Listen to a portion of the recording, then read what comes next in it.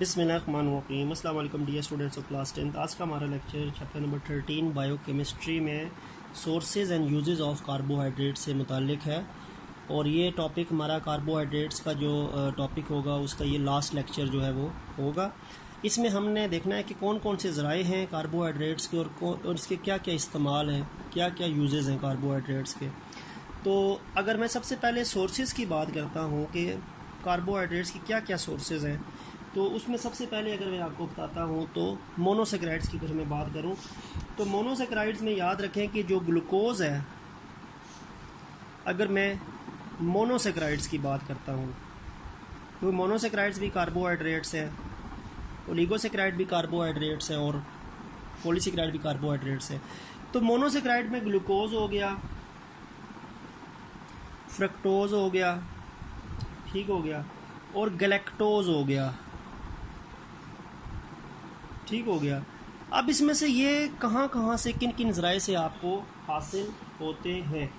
ये जो आपके पास ये है क्या कहते हैं, ग्लूकोज है, फ्रक्टोज है और गैलेक्टोज है, इनको हासिल करने के लिए इनकी जो सोर्स है वो फ्रूट्स है, फल जो हैं, ठीक हो गया, सब्जियां हैं, वेजिटेबल्स जो हैं, सीरियल्स हैं, गंदम, मकई, चना, चावल वगैरह सीरियल क्रॉप्स जो है, ठीक है। सीरियल्स क्या क्रॉप्स होती हैं, फ्रूट्स और वेजिटेबल्स के अलावा जो एडिबल क्रॉप्स होती हैं वो सीरियल्स कहलाती हैं, ठीक हो गया। और शहद, हनी जो है, तो शहद में सीरियल्स में गंदम, मकई, चावल वगैरह आ जाएगा। फ्रूट्स में, वेजिटेबल्स में ये मोनोसेक्राइड्स की कॉमन सोर्सेज आपको वो मिलेंगी, ठीक है। फिर अगर मैं डाइसेक्राइड्स की बात करता हूँ, डाइसेक्राइड्स भी तो मोनोसेक्राइड्स में उसी में आते हैं ना, कार्बोहाइड्रेट्स में होते हैं। डाइसेक्राइड में अगर मैं बात करता हूँ सुक्रोज की, सुक्रोज, तो सुक्रोज आपको कहाँ से हासिल होता है। सुक्रोज को हासिल करने के लिए एक तो गन्ना है। सुक्रोज बेटा वो चीनी है जो हमारे घरों में यूज़ होती है, टेबल शुगर जिसे कहते हैं। तो शुगर कैन से भी सुक्रोज हासिल होता है। इसके अलावा शुगर बीट, चुकंदर जो है उससे भी आपको हासिल होगा सुक्रोज। और सुक्रोज को हासिल करने के लिए थर्ड चीज़ जो है वो फ्रूट्स है। अक्सर फलों में भी जो मिठास होती है that is also because of the sucrose, ठीक हो गया। इसके अलावा लैक्टोज जो है, लैक्टोज भी तो डाइसेक्राइड है ना। लैक्टोज आपको हासिल होगा मिल्क से, और मिल्क की जितनी प्रोडक्ट्स होती हैं जिनको हम क्या कहते हैं, डेयरी प्रोडक्ट्स। तो डेयरी प्रोडक्ट्स और मिल्क से आपको लैक्टोज जो डाइसेक्राइड है वो हासिल होता है, ठीक है। और इसी तरह जो एक और डाइसेक्राइड था जिसका नाम था माल्टोज, माल्टोज भी हमने डाइसेक्राइड में पढ़ा था ना लास्ट लेक्चर में। तो माल्टोज कहाँ से हासिल होता है, सीरियल्स, सीरियल्स कोई गंदम, मकई वगैरह जो होती हैं इनसे हासिल होता है आपको, ठीक है। तो ये डाइसेक्राइड की सोर्सेज होगी, ये मोनोसेक्राइड की सोर्सेज होगी। अब आते हैं हम जी पॉलीसेक्राइड्स पे।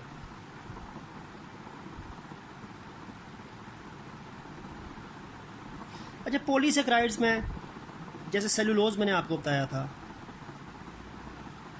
सेलुलोज, तो सेलुलोज जो है इसकी जो बहुत कॉमन और प्योरेस्ट स्टेट सोर्स है ना, डैट इज़ कॉटन। कॉटन जो है, कपास, कपास जो है it is the pure cellulose, इसमें प्योर सेलुलोज होता है, ठीक हो गया।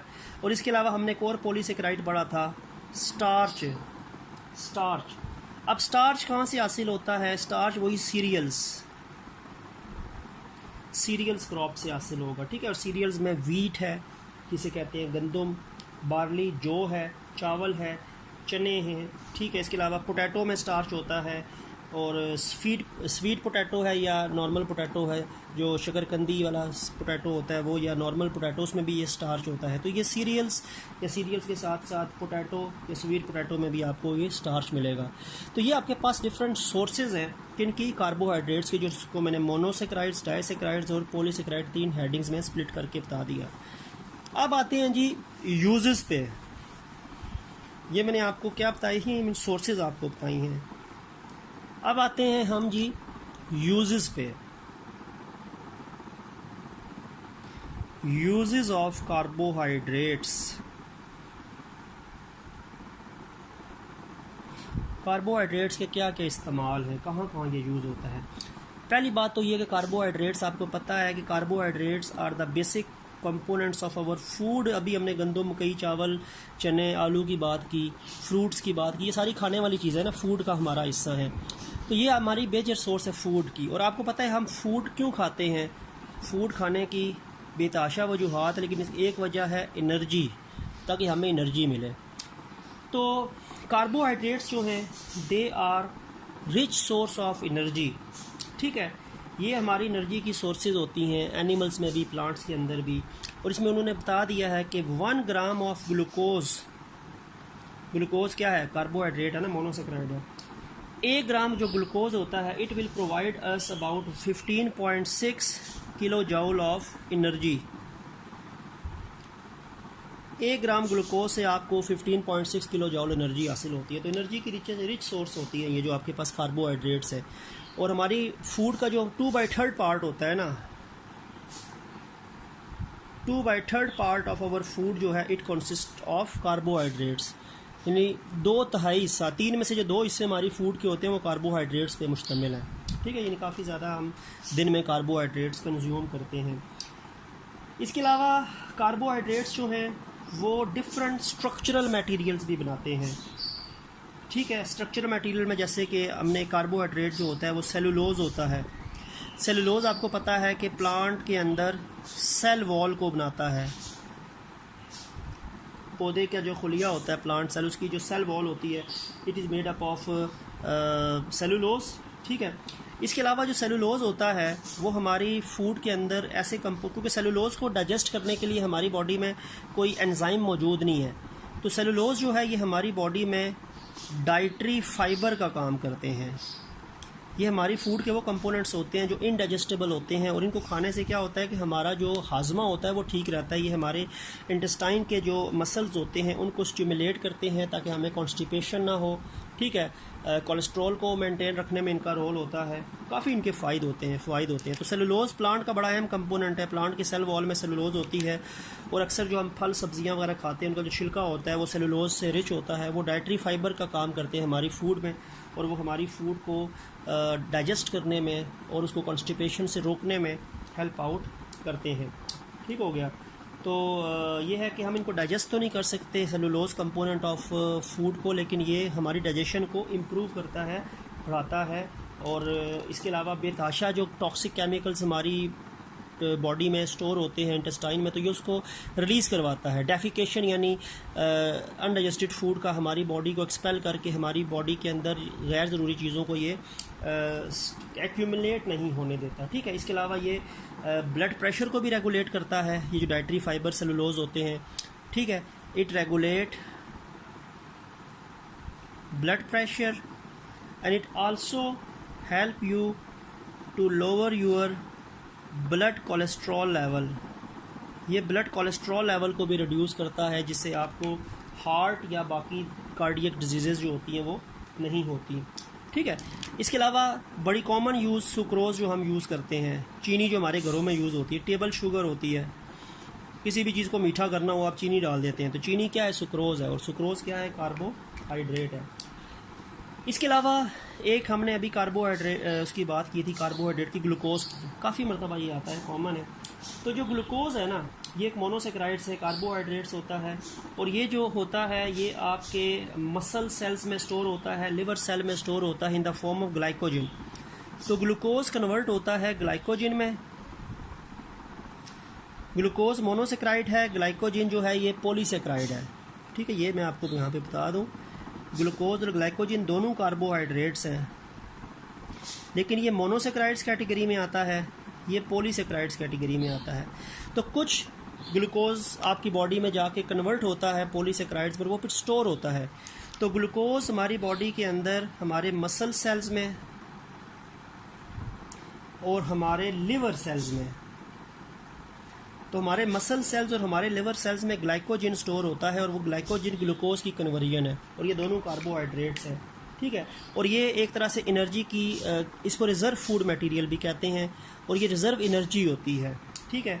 ये एनर्जी रिजर्वायर होता है जो ग्लाइकोजन होता है, और जब हमारी बॉडी को नीड होती है एनर्जी की, तो ये फिर डिकम्पोज होकर ग्लूकोज में कन्वर्ट होता है, और वो फिर एनर्जी हमारी बॉडी में मिलती है हमें, ठीक है।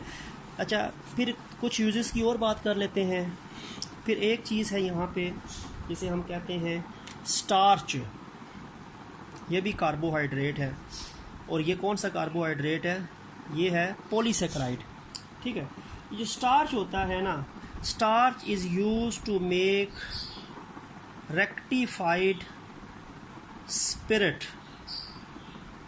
स्टार्च जो होता है ये रेक्टिफाइड स्पिरिट के अंदर यानी कन्वर्ट होता है by the fermentation process. Fermentation process के ज़रिए यानी स्टार्च की फर्मेंटेशन की जाती है तो ये कन्वर्ट हो जाता है रेक्टिफाइड स्पिरिट में। रेक्टिफाइड स्पिरिट एक ऑर्गेनिक मॉलिक्यूल है और ये बहुत ज़्यादा इसकी यूटिलाइजेशन होती है, यूज़ होते हैं, ठीक हो गया।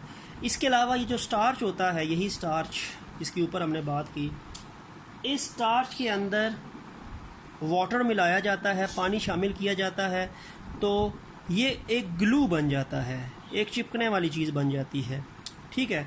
तो स्टार्च के अंदर वाटर शामिल करके एक ग्लू बनता है जिसको हम डेक्स्ट्रिन कहते हैं, डेक्स्ट्रिन ग्लू। और डेक्स्ट्रिन ग्लू जो होता है वो एडेसिव होता है, चिपकाने में यूज़ होता है, कागज़ को चिपकाने के लिए, ठीक है, दीवारों वगैरह पे, वॉलपेपर के। अच्छा, वॉलपेपर भी अक्सर जो होता है ना घरों में लगाया जाता है, जो वॉलपेपर, उसको भी जो चिपकाने के लिए उसके पीछे केमिकल मला जाता है, वो डेक्स्ट्रिन होता है, वो स्टार्च का वाटर डिज़ोल्विंग प्रोडक्ट होता है। तो डेक्स्ट्रिन जो है वो ग्लू है जो स्टार्च को वाटर में ऐड करके एक चिपकाने वाली चीज़ बनती है, जस्ट लाइक गम जिस तरह होती है, ठीक हो गया। इसके अलावा ये जितने भी हर्बीवोर्स हैं, प्लांट खाने वाले एनिमल्स हैं, काउस हैं, कैटल्स हैं, शीप हो गया, डियर, उनको जितनी भी न्यूट्रिशन मिलती है वो सेलुलोज से मिलती है। और सेलुलोज क्या है? ये एक कार्बोहाइड्रेट है, यानी कार्बोहाइड्रेट्स पॉलीसेकेराइड्स में आता है, ठीक है। तो सेलुलोज जो है, ये जितने भी हर्बीवोर्स एनिमल्स होते हैं, जितने भी हर्बीवोर एनिमल्स होते हैं वो सेलुलोज से अपनी एनर्जी जो होते हैं वो डिराइव करते हैं। इसके अलावा जो सेलुलोज होता है, it is also use to make wood, इससे वुड बनती है, ठीक हो गया। इससे आप कह सकते हैं कि सेलुलोज जो होती है वुड बनती है, और ये वुड जो होती है आपको पता है कि जलाने में भी काम आती है, और ये फर्नीचर वुड जो होती है वो भी इसमें होती है, ठीक है। ये बेसिकली वुड की दो किस्में होती हैं, एक टिम्बर होती है और एक लंबर होती है। अब जो टिम्बर होती है ना, ये फर्नीचर वुड होती है जिसको हम फर्नीचर बनाने में यूज़ करते हैं, बिल्डिंग वुड होती है। और जो लंबर वुड होती है जलाने वाली होती है। तो जो वुड होती है वो सेलुलोज है, लकड़ी में भी सेलुलोज है, तो ये टिम्बर लंबर इंडस्ट्री जितनी भी है वो इस पर कायम है, ठीक हो गया। और इसके अलावा ये जो आपके पास अक्सर जो वुड होती है, इट इज़ आल्सो यूज्ड, इसका जो ऊपर वुड की जो ऊपर बार्क होती है, ठीक है, जो किसी भी दरख्त की लकड़ी के ऊपर जो बार्क होती है, it is also used to make paper भी बनता है, क्योंकि वही बात है, तो वुड या सेलुलोज ही होता है उस चीज़ में, तो उससे आपको पेपर इंडस्ट्री में भी पेपर की फॉर्मेशन इसमें होती है। और इसके अलावा लास्ट चीज़ की ये जो सेलुलोज है, ठीक है, इसकी मैंने कॉमन एग्जांपल आपको कॉटन बताई थी ना, ठीक है। और कॉटन से फाइबर धागा निकाला जाता है, ये धागा जो होता है it is use to make garments. ये जो कॉटन की जितनी भी गारमेंट्स होती हैं उसमें सेलुलोज होता है, सेलुलोज कॉटन, यानी सेलुलोज की प्योरेस्ट फॉर्म कॉटन है, और फाइबर इसमें से निकाल के डिफरेंट टाइप ऑफ गारमेंट्स जो होती है वो भी बनती हैं इसमें से। इसके अलावा ये जो रस्सियाँ होती हैं, ठीक है, एक रस्सी जिसको रेयॉन का नाम आपकी बुक में लिखा हुआ है या सेलुलोज एसीटेट लिखा है, वो कॉटन के फाइबर्स जो होते हैं, वो सेलुलोज फाइबर्स जो होते हैं उससे बनाने वाले डिफरेंट प्रोडक्ट्स होती हैं, रस्सियाँ वगैरह जो होती हैं, ठीक है। और इसी तरह क्लॉथ्स वगैरह जो गारमेंट्स वगैरह होते हैं तो वो भी सेलुलोज से ही बनते हैं, जो कॉटन की सेलुलोज की प्योरेस्ट फॉर्म कॉटन की फॉर्म में हमारी इर्द गिर्द जो मौजूद है। तो ये आपके पास जो थी ये सोर्सेज और यूजेस ऑफ क्या थे, ये sources and uses of carbohydrates हैं। और फिर इसके साथ एक बेटा सेल्फ असेसमेंट दी हुई है 13.2, सेल्फ असेसमेंट 13.2। उसमें पहला सवाल ये लिखा हुआ है, उसमें 3 पार्ट हैं A B C। तो give 3 examples of monosaccharides, monosaccharide की 3 एग्जांपल्स। मोनोसेक्राइड की पहली एग्जांपल क्या, ग्लूकोज लिख दें, दूसरी एग्जांपल लिख दें जी फ्रक्टोज, तीसरी एग्जांपल लिखते हैं गलैक्टोज, मैनोज भी लिख सकते हैं। 1 एग्जांपल ऑफ ट्राइसेक्राइड, ट्राइसेक्राइड में हमने रेफिनोज ही पढ़ा है। 2 एग्जांपल्स पॉलीसेक्राइड्स, स्टार्च लिख दें, सेलुलोज लिख दें। ठीक है, तो ये आपकी सेल्फ असेसमेंट नंबर 1 का ABC पार्ट हो गया। नंबर 2 पे आते हैं। सोर्सेज पूछी हैं, सोर्सेज पूछी हैं किस किस की? सुक्रोज की, साथ माल्टोज की और तीसरी लैक्टोज की। पहले हम सुक्रोज की बात कर लेते हैं। सुक्रोज की हमने पढ़ा था, सुक्रोज को आपको हासिल होता है शुगर कैन से और शुगर बीट से। ठीक है, दूसरी सोर्स उसने पूछी है माल्टोज की, ये भी डाइसैकराइड ही है ना। माल्टोज आपको हासिल होता है सीरियल क्रॉप से। और तीसरी चीज़ उसने पूछी है लैक्टोज की सोर्सेज बताएं जी। लैक्टोज की क्या है? मिल्क है और डेयरी प्रोडक्ट्स हैं। मिल्क और जो मिल्क की प्रोडक्ट्स होती है, दही हो गया, मक्खन हो गया, पनीर हो गया, ये मिल्क की प्रोडक्ट्स से डेयरी प्रोडक्ट्स कहलाती है। तो ये लैक्टोज की सोर्सेज हो गई, ये माल्टोज की सोर्सेज हो गई, ये सुक्रोज की सोर्सेज हो गई। तो ये आपके टेस्ट सेल्फ असेसमेंट 13.2 जो है वो टॉपिक भी कवर हो गया in sources and uses of carbohydrates के साथ साथ। तो यहाँ पे हमारा कार्बोहाइड्रेट्स का टॉपिक ख़त्म हो गया। इंशाल्लाह नेक्स्ट वीडियो में हम प्रोटीन्स स्टार्ट करेंगे। तो नेक्स्ट लेक्चर तक के लिए अल्लाह हाफिज़।